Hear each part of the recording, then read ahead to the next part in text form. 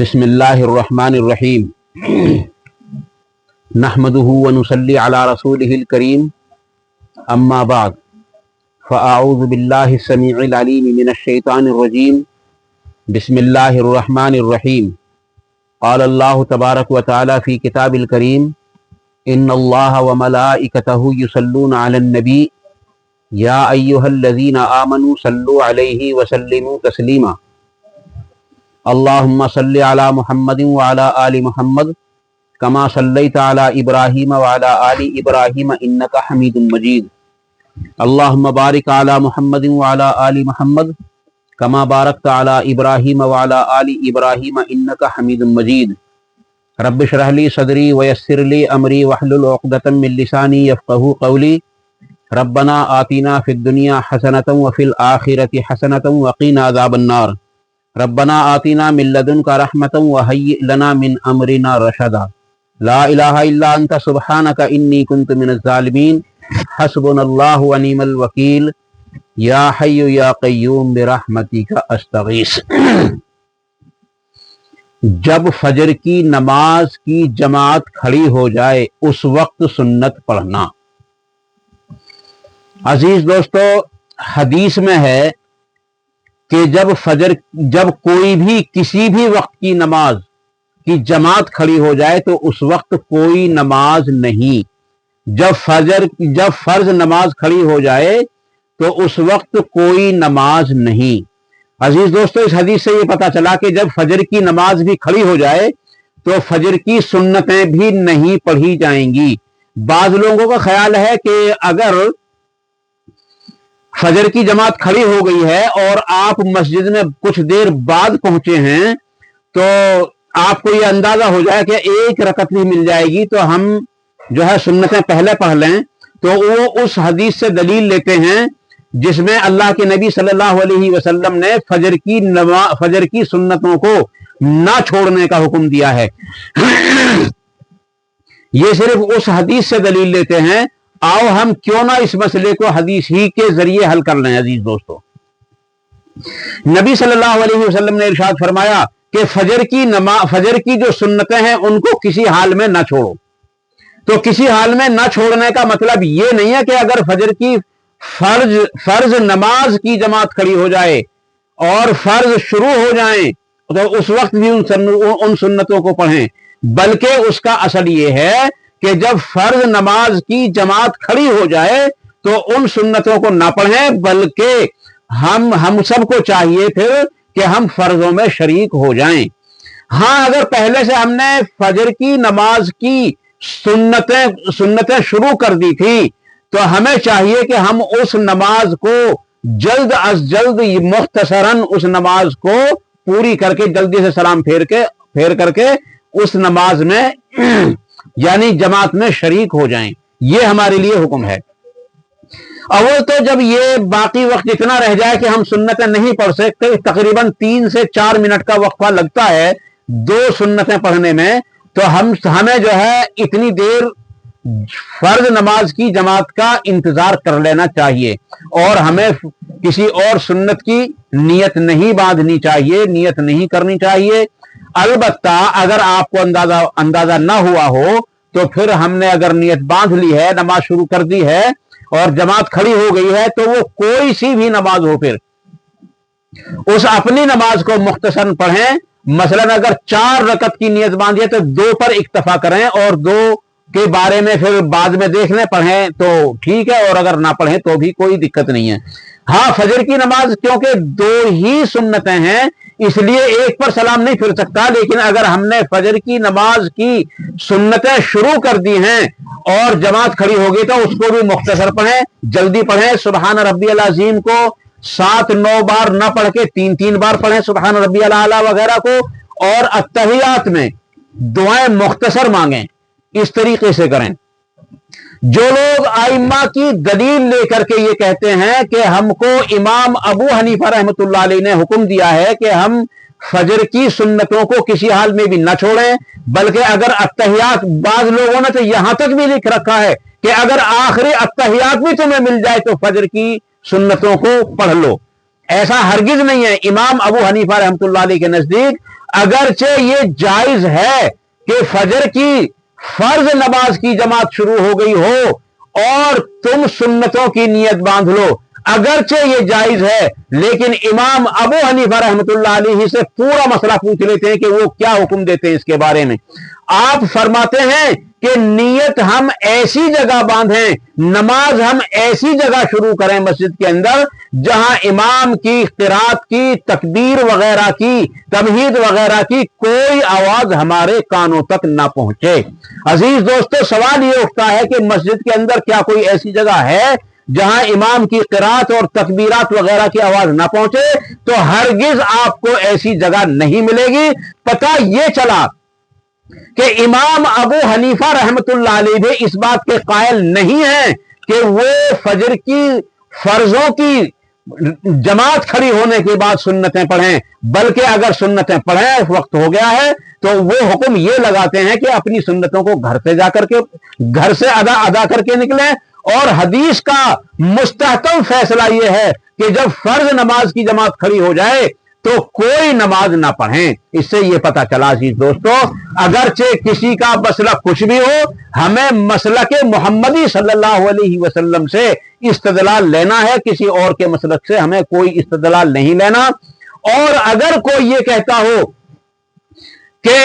جو ائمہ بتلاتے ہیں، جو بزرگان دین بتلاتے ہیں، اس کے پیچھے بھی اللہ کا حکم اور اس کے رسول کا حکم ہی موجود ہے، تو اس کا جواب یہ ہے عزیز دوستو کہ ہم سب کو چاہیے کہ ہم اللہ کے حکم کو اور اس کے رسول کو حکم کو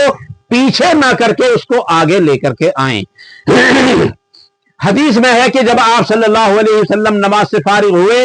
اور نماز سے فارغ ہو کر کے باہر کی طرف تشریف لائے تو ایک صحابی کو نماز پڑھتے ہوئے دیکھا، آپ وہی کھڑے ہو گئے، یہاں تک کہ انہوں نے سلام پھیرا، اور سلام پھیرنے کے بعد آپ صلی اللہ علیہ وسلم نے ان سے سوال کیا کہ یہ تم کون سی نماز پڑھ رہے تھے، کیونکہ فجر کی نماز کے بعد سورج نکلنے تک کوئی نماز نہیں ہے، تو یہ تم کون سی نماز پڑھ رہے تھے؟ تو انہوں نے عرض کی یا رسول اللہ صلی اللہ علیہ وسلم، جب میں گھر سے آیا تھا تو جماعت کھڑی ہو چکی تھی، اس لیے میں آپ کے ساتھ نماز میں شریک ہو گیا، اور یہ سنتیں میں وہی پڑھ رہا ہوں جو سنتیں میری پہلے چھوٹ گئی تھی. بعض لوگ سمجھتے ہیں کہ فجر کے فرضوں کے بعد، یعنی فجر کی نماز کے فرضوں کے بعد کوئی نماز نہیں، تو ہم فجر کی سنتوں کو بھی نہیں پڑھ سکتے. اس حدیث سے پتہ یہ چل گیا، آپ صلی اللہ علیہ وسلم کی خاموشی نے یہ بتا دیا کہ فجر کے فرضوں کے بعد جو سنتیں ہماری پہلے چھوٹ گئی ہیں وہ سورج نکلنے سے پہلے بھی پڑھی جا سکتی ہیں، کیونکہ آپ صلی اللہ علیہ وسلم نے ان کو کوئی حکم نہیں لگایا، بلکہ ان کو ساتھ لے کر ان کو اپنے ساتھ لے کر کے باہر تشریف لائے. اس سے یہ پتا چلا کہ فجر کی سنتوں کو فرضوں کے بعد بھی پڑھا جا سکتا ہے. عزیز دوستو، ہم سب کو چاہیے کہ ہم اپنے مسائل کو قرآن اور حدیث ہی سے حاصل کریں، اور قرآن سے تو بے دریغ حاصل کریں، اور حدیث کو دیکھ لیں کہ کیا اس کی حدیث کی سند صحیح ہے یا اس میں کوئی ضعیف راوی تو نہیں ہے. میں نے جو آپ کے سامنے یہ مختصر چند ایک حدیث پیش کی ہیں، اس میں کوئی راوی ایسا نہیں ہے جو ضعیف ہو. یہاں تک کہ ایک روز آپ صلی اللہ علیہ وسلم نماز پڑھا رہے تھے، کیونکہ آپ صلی اللہ علیہ وسلم کو جتنا سامنے نظر آتا تھا اتنا ہی پیچھے بھی نظر آتا تھا. ایک صحابی جلدی سے آئے اور آپ صلی اللہ علیہ وسلم رکوع میں پہنچ گئے تھے، آپ کے ساتھ وہ بھی رکوع میں چلے گئے، اور رکوع میں جانے کے بعد آپ نے نماز مکمل کی تو آپ نے انہی کو بلایا اور ان سے پوچھا کہ کیا تم نے سورہ فاتحہ پڑھ لی تھی؟ تو انہوں نے عرض کی یا رسول اللہ صلی اللہ علیہ وسلم، کیونکہ آپ رکوع میں پہنچ گئے تھے اس لیے میں سورہ فاتحہ نہ پڑھ سکا. آپ صلی اللہ علیہ وسلم یہ سن کر کچھ خاموش رہے، لیکن خاموشی میں خوشی اور ناخوشی ظاہر ہو جایا کرتی ہے کہ اس میں یہ خوش ہیں یا ناخوش ہیں. اس خاموشی میں جب ان کو ناراضگی محسوس ہوئی تو انہوں نے عرض کی یا رسول اللہ صلی اللہ علیہ وسلم، آپ ہم کو حکم دیجئے کہ کیا یہ نماز، یعنی آپ حکم لگائیے یہ نماز ہوئی یا نہ ہوئی. तो आप सल्लल्लाहु अलैहि वसल्लम ने इरशाद फरमाया कि अब तो तुम्हारी ये नमाज हो गई, अब तो हो गई, लेकिन आइंदा कभी ऐसा ना करना। इस हदीस से यह भी पता चल गया अजीज दोस्तों कि इमाम के पीछे सूरह फातिहा पढ़ना जरूरी है, और अगर कोई इमाम के पीछे सूरह फातिहा नहीं पढ़ता तो उसकी भी नमाज बातिल है। मैं ये नहीं कह रहा कि नमाज नहीं होती, होना और ना होना तो अल्लाह ही बेहतर जानता है, लेकिन उसकी नमाज बिल्कुल नाकिस है, और हदीस के फैसले के मुताबिक उसकी नमाज नहीं हुई, क्योंकि आप सल्लल्लाहु अलैहि वसल्लम ने बारहा फरमाया कि सूरह फातिहा के बगैर नमाज नहीं होती। तो इसके बारे में हजरत अबू हुरैरा रज़ी अल्लाह ताला अन्हु से यही सवाल किया गया था कि क्या सूरह फातिहा के बगैर नमाज नहीं होती? तो आपने फरमाया कि बगैर सूरह फातिहा के नमाज नहीं होती। फिर आपसे सवाल करने वाले ने सवाल किया कि जब हम इमाम के पीछे हों तो हम क्या करें? तो अबू हुरैरा रज़ी अल्लाह ताला अन्हु ने फरमाया कि जब तुम इमाम के पीछे हुआ करो तो इमाम के पीछे अपने जी में सूरह फातिहा पढ़ लिया करो। ए कारी, तू अपने जी में सूरह फातिहा पढ़ा कर। यह हदीस सुनन तिरमिजी में मौजूद है, सनद बिल्कुल सही है इसकी। अजीज दोस्तों, इससे यह भी पता चल गया कि बगैर सूरह फातिहा के नमाज हो ही नहीं सकती। अब मेरे अंदर यह हिम्मत नहीं है कि जो लोग इमाम के पीछे खड़े हों और वो सूरह फातिहा ना पढ़ें और वो फिर यूं कहें कि हमारी नमाज हुई ना हुई, तो हमारे अंदर यह हिम्मत नहीं है कि हम उसको कह दें कि तेरी नमाज हो गई। अजीज दोस्तों, सूरह फातिहा के बगैर भी नमाज नहीं होती। इसके लिए, इसकी तफसील के लिए हमें बड़ी बड़ी किताबों को छानना पड़ेगा और सहीहुल असनाद अहदीस इसके लिए हमें निकालनी पड़ेंगी। अगर किसी को इस पर कोई शक हो, इसका यानी इन अहदीस के बारे में किसी को कोई कलाम हो, तो आप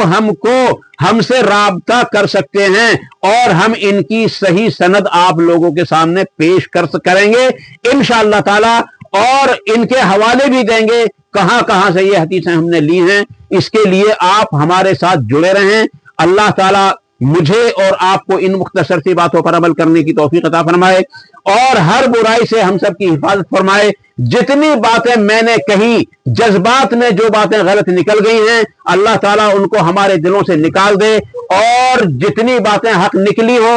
हक मेरी जबान से जाहिर हुए हों, अल्लाह ताला हमारे दिलों के अंदर उनको रासिख फरमाए। भाई, आवाज कम नहीं हो रही तुम्हारी? अल्लाह ताला हम सबको जो है यानी हमारे दिलों में रासिख फरमाए उन तमाम हक बातों को, और अल्लाह तबारक तआला से दुआ है कि कुरान और हदीस पर मुकम्मल तरीके से हम सबको अमल करना आसान फरमाए, अमल करने के मौके अता फरमाए, अमल करने की तौफीक अता फरमाए। व आखिरु दावाना अनिल हम्दुलिल्लाहि रब्बिल आलमीन। सुब्हान रब्बिका रब्बिल इज्जति अम्मा यसिफून व सलामुन अलल मुरसलीन वल्हम्दुलिल्लाहि रब्बिल आलमीन। वस्सलामु अलैकुम व रहमतुल्लाहि तबारक व तआला व बरकातुहू।